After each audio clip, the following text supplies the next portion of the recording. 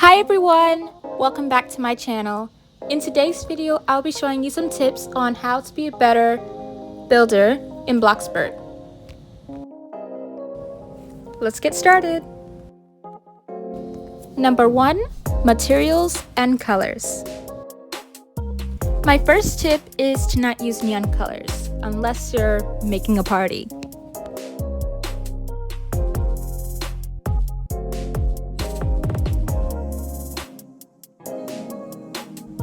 So for colors, it depends on the style of the build you're going for. So let's say we're making an aesthetic house. The main area to go for is pastel colors. And for the materials, go for different kinds of planks, plastic, cobblestones, and wood.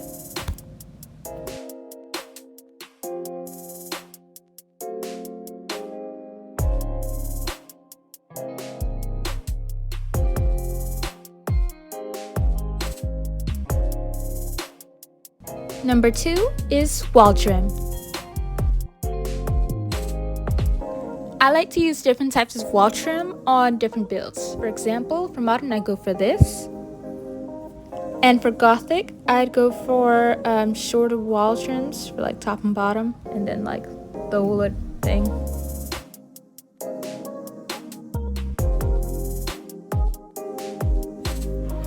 And for aesthetic, I'd go for these.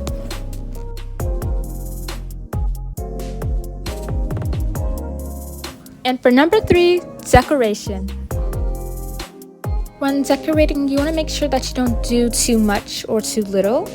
Here is an example of an aesthetic bedroom I made. Here is a simple modern bedroom that I have made in the past.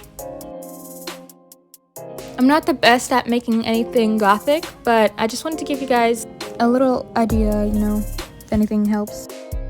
Number 4 is pillars. For modern, don't use pillars, but if you want to though, you can use pillars on the edges of the exterior walls.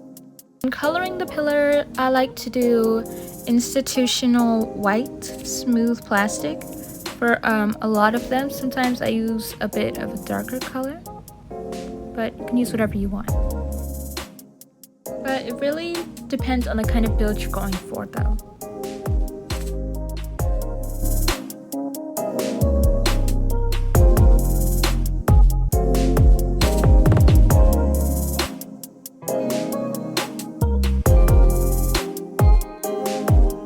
For an example, this is what I mean by outer walls, like edges, like this. This is what I mean.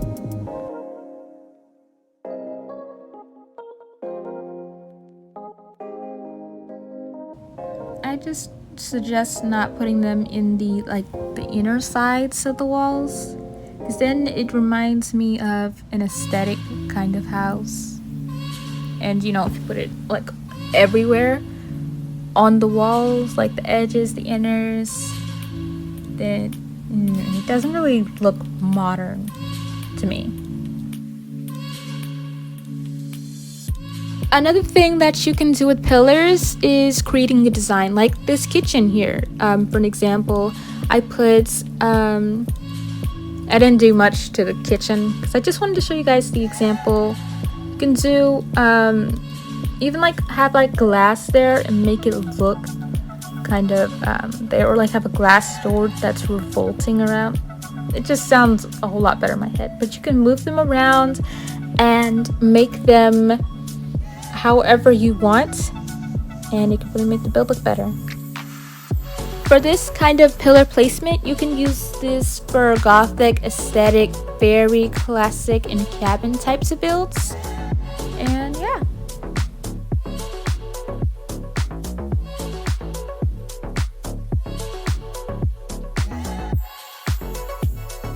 You can also use it for the inside of your builds as well. For aesthetic builds, I like to use pillars that are shown in this example, but for other builds, you can use thinner pillars for builds like classic, cabin, and gothic. Number 5 is roofs.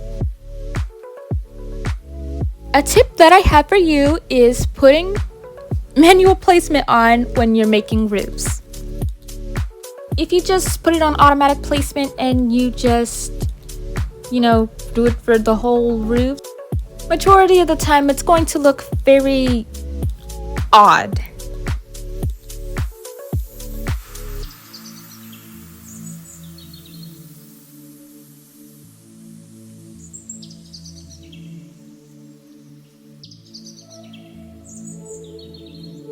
Okay, so I'm putting it back on manual placement once more. And I usually take off like the rest of the house, like pressing the house button, but for this I guess I'm not going to. But sometimes when you do manual placement and you are making the house for the roof, when you're making the roof, it will kind of go sideways like this, and when you want it to be in the front, so you have to make it more longer than it is wider.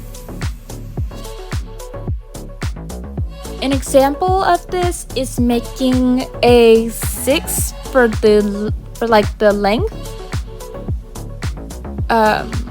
studs, and 4 or 3 for the width, and you will get something similar to this.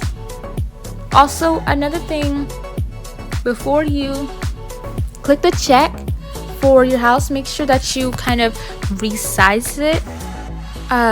As if you want to, I like to have my roofs to be a little bit more thicker and a little bit more hanging over like the edge, so just a little bit more thicker but not too thick, a little bit more longer as well, and then I like it to be more out. Another thing when you are doing your roofs is to make sure that you have it on like the tiniest grid possible, like tiny squares, you know what I mean, like the squares on the right hand side and center, those, because like when you're resizing, it can give you more control of how much you want it to be. And do the same thing for the rest of your roofs.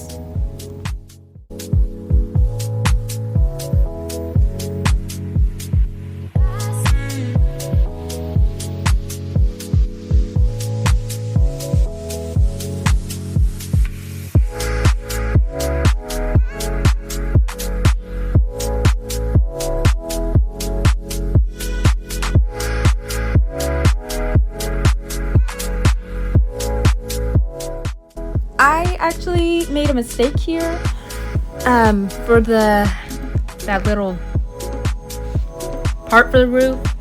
I should have made it at least, I didn't plan out the roofs, but it looks a whole lot better from the side, so just forget about that part. It looks a whole lot better. See, this is something that you could go for, not the middle part, when I showed on for the side. Another tip is trying out some new roofs, or you can like combine them or make some of the roofs longer or taller than the other roofs. For an example here, I'm trying to combine a roof here, so I'm making it longer than the other roofs, a little more larger, wider, but a tiny bit more thicker too, and here's the result. I think I'm gonna make it a little bit more thicker though. Okay, now let's see. Okay, so I should have made the top roof a little bit more thinner, but you get what I'm trying to say. Just try and combine them, or making some longer or taller than the others. Number 6 on the list is space. So just fill in wide, empty, or plain areas. Just don't over decorate it. So in some builds, they can be a little plain or have a lot of space. For example, this kitchen here and the living room. Things things you can put in every house are paintings, plants, curtains, books, shelves, desks, toys, and etc. If you don't know what to put in an area, you can build a coffee area, desk area, kids area, spa, a sitting area, laundry room, and etc. Number 7 is layouts. Don't make the house shape look boxy.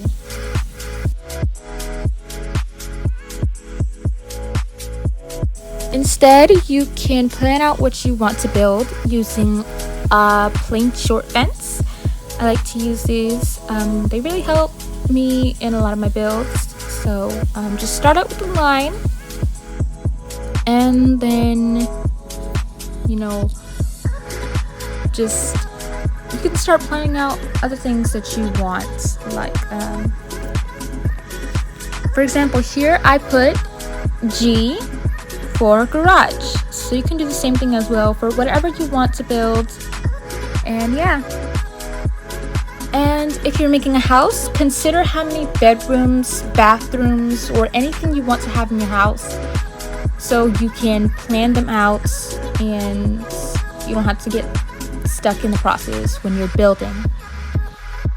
Another thing you can do is, if you want a driveway, you can also make the driveway like a few lines for driveway, and I suggest you label it like D or W for way, so you can know if you go back to it and then you're like, I don't even know what this is. You have your labels and you'll be able to know what it is.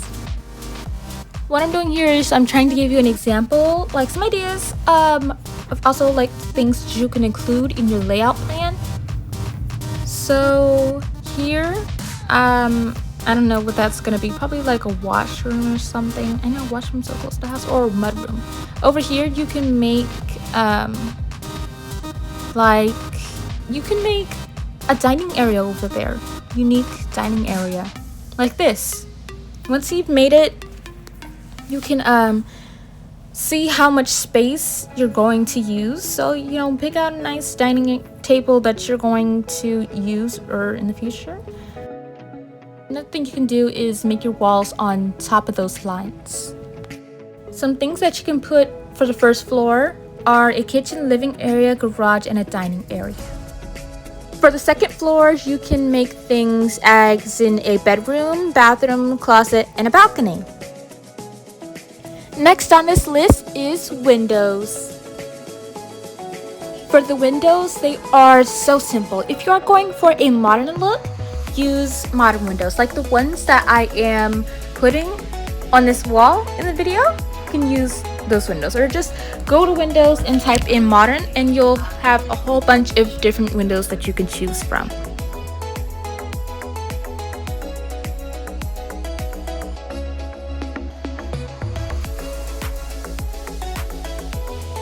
For traditional and aesthetic kind of windows or builds, you're trying to do, you can use traditional windows or just windows that look traditional. You can use those and they will still make your build look amazing. And yeah.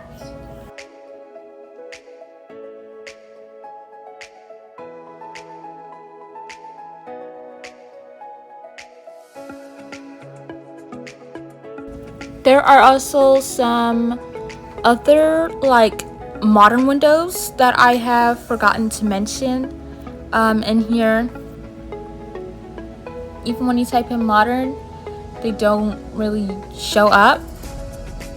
So basically the ones that are open, you can use those too. Open and clear, no bars or stripes or anything on it, and you can use those as well for modern types of builds. Number 9 is lighting. For lighting, here are some modern lights that you can use for your build. There are so many choices that you could choose from, but not really that many if you're looking for something else unique, maybe different or outstanding. But the ones that I don't really use is the modern suspended cubes chandelier and the circle one, but you can still use those as well.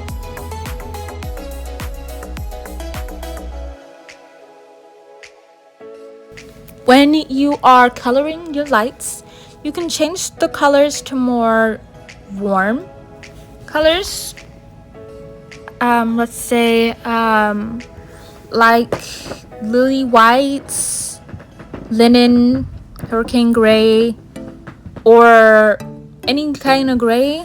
Just not so bright though, because you know, you want it to be easy on the eyes. Just don't color things like neon colors, like bright green, bright red, bright yellow, you know, things like that. Just go for more neutral colors. Here are some lights that you can use for aesthetic, traditional, and fairy, and other kind of builds. You can color them warm, tinted, or pastel colors, and it really makes it just so much better when you have the right coloring and the right lights.